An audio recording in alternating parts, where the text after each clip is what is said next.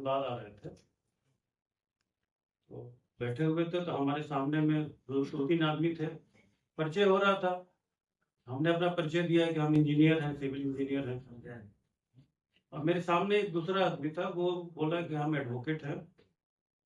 और तो वो भाई साहब बोले कि अरे भाई आप लोग तो कोर्ट से ऐसे करा दिए, वैसे करा दिए। तो देखें कि अरे हम इंजीनियरिंग पढ़े, डिस्टिंक्शन लाए, मेरा कोई वैल्यू नहीं, वकील साहब का तो बहुत वैल्यू है। उसके बाद हम धनबाद आए, यहाँ लॉ कॉलेज में, यही धनबाद लॉ कॉलेज ही मेरा कॉलेज है, यहाँ पे एडमिशन लिए। तो उस समय 90s का बात है, उस समय वहाँ पे कॉलेज नहीं बना था। एची स्कूल जो हीरापुर में है, वही होता था। तो हमने जिनको कहा कि भाई हमको भी एडमिशन लेना है, एडमिशन हो गया। लेकिन उस समय एग्जाम होता नहीं था, बाइकआउट हो जाता। 92 में एडमिशन लिए, 90 में इंजीनियरिंग किए, लेकिन हमको पास होने में 99 आ गया, जब चोरी रुका। क्योंकि जब चोरी रुका तो भाई अब तो एग्जाम आपको देना है। तो 99 में हम पास किए। हम को ये एडमिट करने में कोई दिक्कत नहीं है, लेकिन रिकॉर्डिंग हो रहा है। नहीं, ठीक है। हमने लॉ का अपने लाइफ में एक भी क्लास अटेंड नहीं किया, लेकिन भगवान की दया से कुछ गाइड ऐसे मिले जिनके साथ मैं प्रैक्टिस में आने के बाद बहुत कुछ सीखा। हमारे गुरु श्री संवर श्रीवास्तव के अंडर में हम यहाँ ज्वाइन किए थे 99। और हम लोग जिस समय थे उस समय लाल टाई का था। 1 साल आपको लाल टाई का ट्रेनिंग लेना पड़ेगा, उसका असाइनमेंट जमा करना पड़ेगा, तब आपको लाइसेंस मिलेगा। बीच में ही वो सुप्रीम कोर्ट से शट डाउन हो गया। तो 99 में हम इनरोल हुए। धनबाद बार मेरा पेरेंट बार है, मेरा प्लेस ऑफ प्रैक्टिस धनबाद बार से स्टार्ट हुआ। और 99 में ही अक्टूबर में जाके हम रांची में इनरोल करा लिए। आना जाना यहाँ से करते थे, लेकिन मोटा मोटी 2000 के बाद से, 2001 के बाद से हम ज्यादा वहां शिफ्ट हुए। ये हमारा इस प्रोफेशन में आने का यात्रा। और आप लोग की जानकारी के लिए, आप लोग की शुभकामना से, बड़े लोग के आशीर्वाद से, मैं हाईकोर्ट में शुरू में 2009 या 10 में एपीपी बना, और 2014 से लेके 21 तक लॉ ऑफिसर्स मतलब स्टैंडिंग काउंसिल और जीपी के रूप में हम काम किए। और वर्तमान में भी वही काम कर रहे हैं। लेकिन धनबाद से मेरा लगाव क्रिकेट के चलते रहा, क्योंकि क्रिकेट के हम अध्यक्ष थे, और झारखंड स्टेट क्रिकेट एसोसिएशन के भी हम 2013 से 18 5 साल उसके उपाध्यक्ष। ये हमारी ये यात्रा है। इसे आप लोग मेरे बारे में कुछ जो नहीं जानते थे वो जान लीजिए। मैं आपके बीच का हूं, और धनबाद मेरा घर है, धनबाद मेरी पहचान है। आज भी हाई कोर्ट में मुझे कोई मनोज कुमार भी इतना कॉमन नेम है ना कि आप बाहर में रोड पे अगर ढेला फेंकिएगा तो कोई ना कोई मनोज के ऊपर घुस जाएगा। इतना कॉमन। इस चुनाव में भी 3 आदमी है, इस चुनाव में भी 3 है, इसलिए मेरा नंबर 2 है। उस पर भी एक अलग कहानी, लास्ट बार भी मेरा नंबर 2 था, तो उस समय भी हम कहते थे कि हमको 2 नंबर मिला है, लेकिन हम 2 नंबर आदमी नहीं। लेकिन दो का भी इम्पोर्टेंस है। जब आप जीतिएगा तो 50 साइन बनाने के लिए आपको 2 चाहिए, 1 से नहीं होता है। 1 का मतलब तो आउट हो जाता है क्रिकेट। तो इस तरह से इस प्रोफेशन में आए, यहाँ अभी तक की ये यात्रा रही है। मैं इस चुनाव में कैंडिडेट हूँ, 100 कैंडिडेट है, इसलिए सभी कैंडिडेट्स आपसे मांगेंगे। मैं किसी भी कैंडिडेट को गलत या खराब नहीं बोलूंगा। सभी कैंडिडेट जो आए हैं सभी अच्छे हैं। अब उसमें आपको चुनाव करना है। बार काउंसिल का इलेक्शन, बार काउंसिल का पर्पस को हम लोग को समझना पड़ेगा। बार काउंसिल का जो पर्पस है उसमें 2-3 चीज है। एक तो जो लाइसेंस आपको मिलता है बार काउंसिल देता है, और बार काउंसिल उस लाइसेंस देने के बाद आपकी मॉनिटरिंग करता है कि आपका कंडक्ट किस तरह का है। इसलिए कोई भी मिसकंडक्ट का जब बात आता है वो बार काउंसिल से होता है। लाइसेंस को देना और उसको मॉनिटर करना बार काउंसिल का हमारा फंक्शन है। दूसरा फंक्शन है वेलफेयर। तो झारखंड स्टेट बार काउंसिल में जो पहले था या आज तक था, हम ये नहीं कहेंगे काम नहीं, 8 साल जो अभी बीता और उसके पहले काम हुआ, क्योंकि झारखंड स्टेट बार काउंसिल में स्टाइपेंड का जो शुरुआत हुआ था वो पूरे इंडिया में पहली बार झारखंड में हुआ था।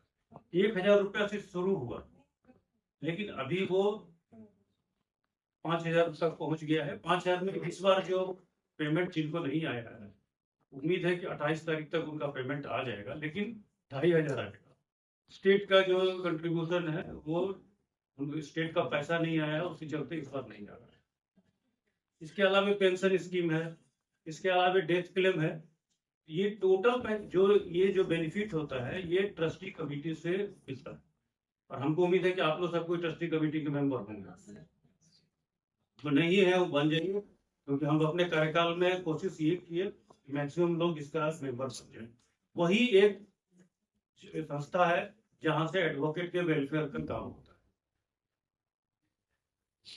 पेंशन स्कीम के बारे में आप बता रही थी। पेंशन स्कीम में बहुत संशोधन का जरूरत है, ये हम लोग भी एडमिट करते हैं। आज के दिन आपको 70 ईयर्स का है।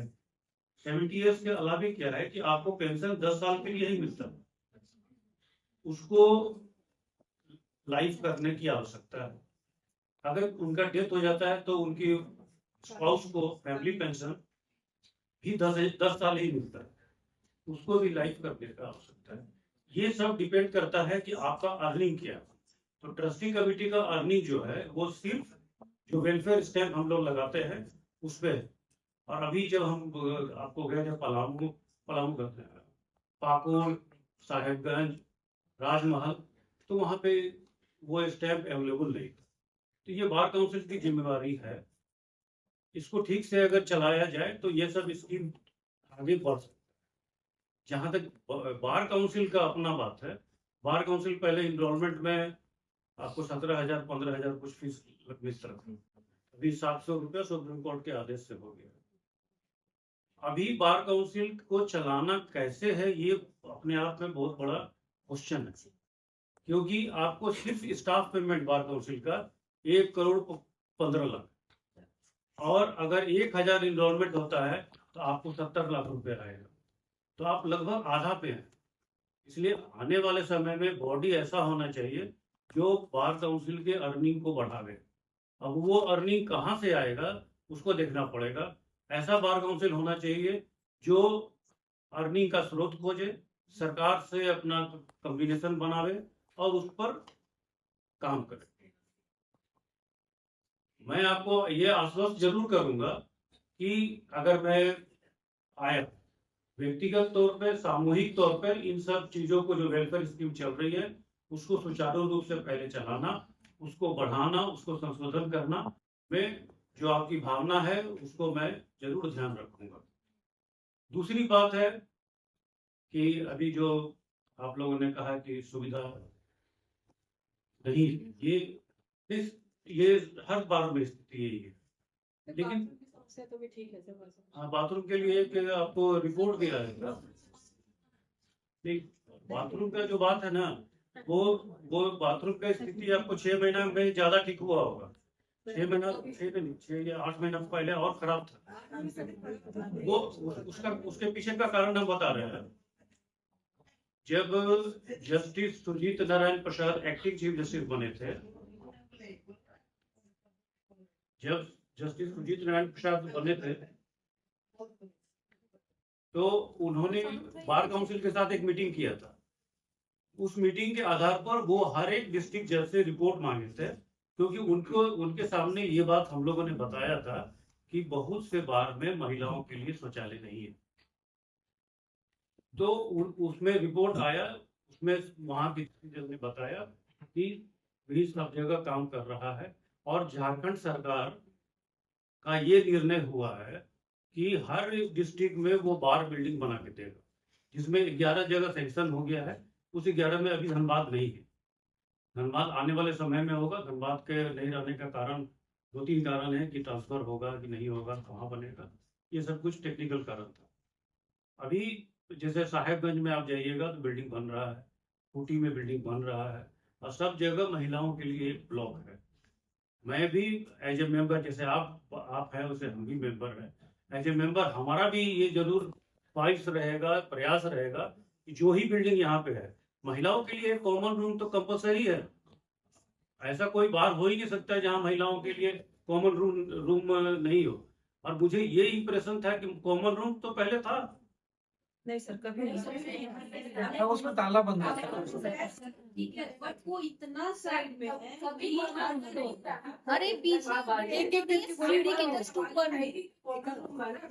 वो 3 तल्ला पे कॉमन रूम बना और न वहाँ पे पानी की सुविधा हुई और न किसी तरह की सुविधा हुई। 2018 में जब हम जीते थे तो हमने बार के अध्यक्ष को उस समय एक मेल किया था। मेल मेरे पास अभी नहीं है, उसमें हमने यही पहला बात रखा था कि आप महिलाओं का कॉमन रूम एक जगह आप डिफाइन कर दीजिए कि ये है, और उसको रिनोवेट करने में जो खर्चा होगा वो हम व्यक्तिगत तौर पे या हम अपने दोस्तों से जैसे भी होगा मिलके उसको मेंटेन करें। उसमें कुछ भी व्यवस्था नहीं है सर, ना पानी है, नहीं। ना चेयर है, ना कुछ भी नहीं है। वो इतने साइड में है कि अगर हो गया इतने साइड में है कि अगर कोई भी लेडीज अगर अकेली चली जाए तो 10 लोग तो जेंट्स ऑलरेडी वहाँ पे रहेंगे, या एज ए क्लाइंट रहे या एज एडवोकेट। नहीं ठीक है, ये बात जो है सिर्फ हमारे ही परिसर जितने बने हुए कम से कम वो मेंटेन भी हो, वो मेंटेन भी नहीं हो पाता है। कम से कम वो भी तो होना चाहिए। अभी जो नया बन रहा है ना वो मतलब काफी अच्छा है और उसको मेंटेन बना भी है पहले से, ऐसा कि नहीं बना। नहीं, हम लोग कहाँ बना, बाद में नहीं बना। ये तो जो भी है मगर हम करेंगे जो बना है उसको मेंटेन भी तो होना चाहिए। अब वो आपका कहना सही है, पब्लिक कम से कम maintain। वो आपका कहना एकदम सही है कि लोकल एसोसिएशन को इस पे ध्यान देना पड़ेगा। तो उसके लिए देखिए हम लोग प्रयास करेंगे और ये महिलाओं के लिए कॉमन रूम हो, ये मतलब इसमें कोई क्या बोलते डाउट हो ही नहीं सकता। ये आपकी भावना से हम पूर्ण रूप से सहमत है।